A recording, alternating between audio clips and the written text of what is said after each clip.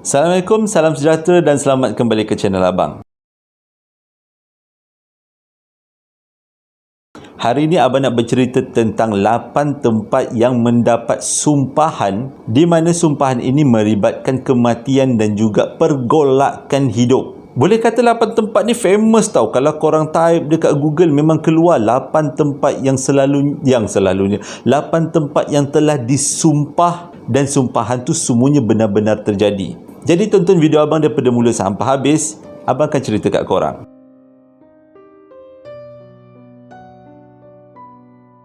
Dekat negara Wales ada satu dinding batu. Sebenarnya dinding tu adalah bekas sebuah gereja dan usia gereja ni lebih kurang 800 tahun. Dinding tu sampai sekarang masih ada lagi dan dikelilingi dengan pagar.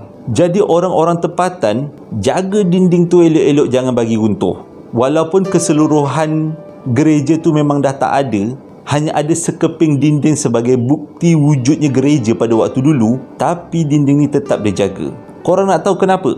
Pada zaman dahulu ada seorang raja bernama Raja Henry ke-8. Dia telah mengarahkan orang-orangnya untuk meruntuhkan gereja ni dan ini membuatkan paderi yang menjaga gereja tu sangat marah. Benda ni berlaku pada kurun ke-16. Disebabkan terlalu marahnya, si paderi ni telah melakukan sumpahan. Dia cakap kalau gereja ni semuanya runtuh, maka bandar itu akan runtuh bersama gereja tu. Boleh kata kemusnahan bandar ni bergantung kepada gereja ni lah. Sejak daripada tu, rakyat-rakyat tempatan menjaga gila-gila gereja ni, jangan bagi runtuh. Tapi disebabkan dah makan ribuan tahun, ratusan tahun, yang tinggal hanyalah sekeping dinding lah yang dapat dijaga. Mereka jaga dinding tu untuk mengelakkan sumpahan yang dilakukan oleh sang paderi daripada terjadi. Dekat Scotland ada satu menara yang bernama Menara Alloa. Cerita sumpahan ni bermula pada kurun ke-16 apabila ada seorang lelaki yang bergelar Earl of Mar mengarahkan menara ni untuk diruntuhkan dan diambil batu-batunya untuk dibuat istananya. Bila paderi yang menjaga menara tu tahu tentang niat Earl of Mar ni, dia pun marah lah. Tapi Earl of Mar ni tak kira. Dia teruskan usaha dia meruntuhkan menara tu dan batu-batunya dibuat istana barunya. Dan si paderi pun melakukan sumpahan. Dan sumpahan tu semuanya, boleh kata semuanya terjadi. Antara sumpahannya ialah 3 keturunan daripada Earl of Mar tidak akan melihat matahari. Dan ni betul-betul terjadi bila 3 orang anak Earl of Mar dilahirkan buta. Dekat Mesir pada tahun 2017, ahli cari gali telah menjumpai satu kubur yang besar yang berusia 4,500 tahun dan kubur ni bertempat dekat Giza, Mesir. Kubur ni dipercayai adalah kubur para pekerja yang digunakan untuk membina piramid. Dekat situ ada satu kubur yang agak pelik dan setelah diperiksa, kubur ini kepunyaan ketua kepada para pekerja. Sebelum membongkar kubur ini, mereka menjumpai sebaris sumpahan yang dipahat pada batu dan sumpahan tu berbunyi, sesiapa yang memasuki kawasan kubur ini dan merosakkannya, orang ini akan dimusnahkan oleh badai dan buaya kalau mereka pergi ke laut dan akan dipatuk oleh ular dan kalajengking kalau mereka ada di darat. Tapi sejak daripada penemuan ini, kubur ini telah dijadikan tempat pelancongan dan orang awam boleh tengok. Dekat utara Perancis ada satu runtuhan istana dan runtuhan ini mempunyai legenda yang sangat menggerunkan. Kononnya, istana ini dipunyai oleh seorang ratu dan 2 orang anaknya. Si ratu telah membeli istana ini atas nasihat seorang paderi. Pada satu malam, iaitu malam Christmas, si ratu telah dijemput ke perkampungan berdekatan untuk merayakan perayaan Christmas bersama rakyatnya. Dan apabila dia pulang semula ke istana, didapati 2 orang anaknya telah mati dibunuh oleh si paderi. Ada yang mengatakan pembunuhan tu berlaku sewaktu ketiga-tiga mereka dalam keadaan mabuk pada malam Christmas. Disebabkan terlalu sedih atas kematian anaknya, si ratu telah melakukan satu sumpahan, iaitu tidak akan ada seekor burung pun akan hinggap atau datang ke istana ni. Dan sejak daripada itu, tempat ini menjadi salah satu tempat yang paling seram dekat Perancis. Ramai pengunjung berpendapat bila mereka sampai ke runtuhan istana ni, mereka dapat merasakan aura negatif yang sangat kuat. Tempat-tempat macam ni kan kita patut suggestkan kepada Abang Solo Ambush supaya dia datang sana. Adalah orang-orang kaya sponsor tiket ke? Dekat Thailand ada satu pulau. Nama pulau tu adalah Pulau Koh Hing Ham. Dekat pulau tu ada batu-batu yang cantik di persisiran pantainya.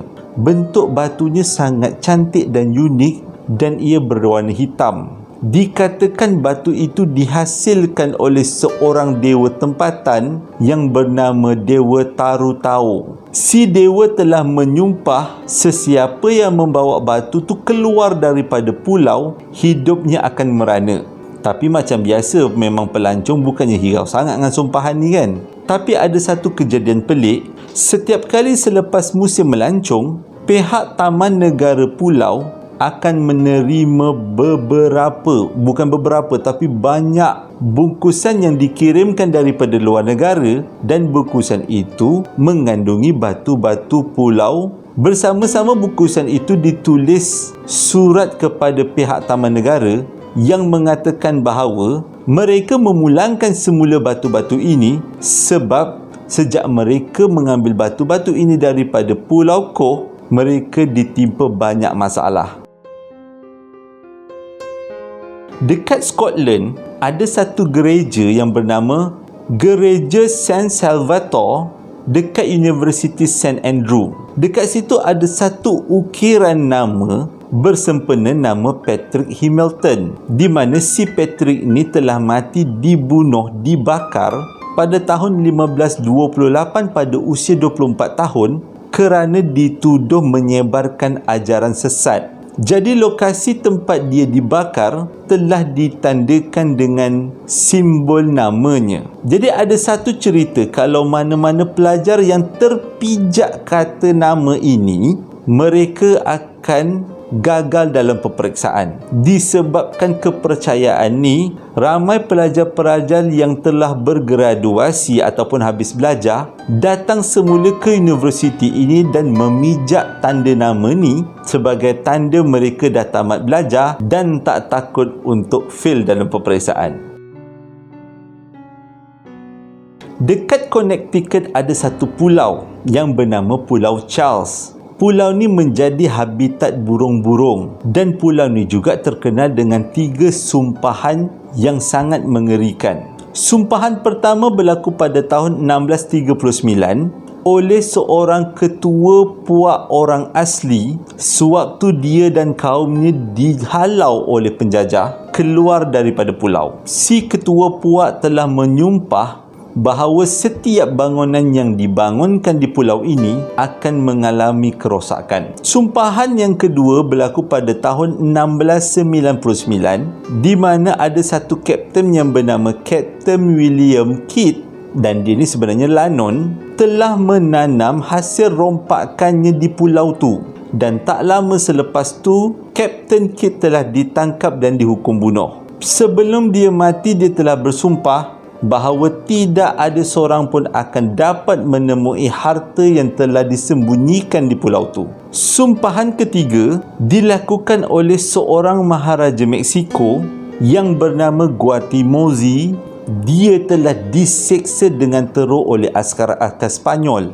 Maharaja tu diseksa sebab dia tak nak memberitahu mana lokasi harta karun kaum-kaum Aztec. Tapi pada tahun 1721, mereka telah menjumpai harta karun ini di salah sebuah gua di Meksiko. dan penjajah-penjajah Sepanyol ini telah mengambil harta tu dan ingin membawa harta tu pulang ke Sepanyol. Tapi disebabkan cuaca yang sangat buruk, mereka semua tersadai ke Pulau Charles dan nak tak nak mereka terpaksa simpan harta-harta ni, tanam di Pulau Charles. Mereka berharap dengan menyimpan harta ni di tempat lain iaitu Pulau Charles, harta-harta ini akan hilang sumpahnya dan boleh digunakan.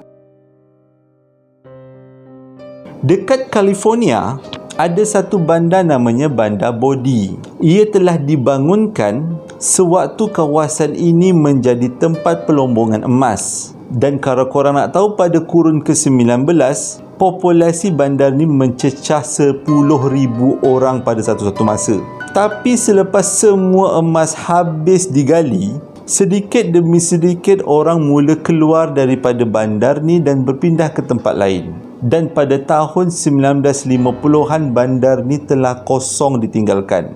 Pada tahun 1962, Bandar Bodie telah dijadikan tapak bersejarah negeri dan sejak daripada tu sumpahan tentang bandar ni tersebar. Ianya berpunca bila orang datang ke bandar ni dan ambil batu, ambil bekas-bekas emas dan membawanya pulang ke rumah. Dan mereka mengaku bahawa sejak mereka mengambil barang-barang ini, kehidupan mereka telah ditimpa pelbagai masalah.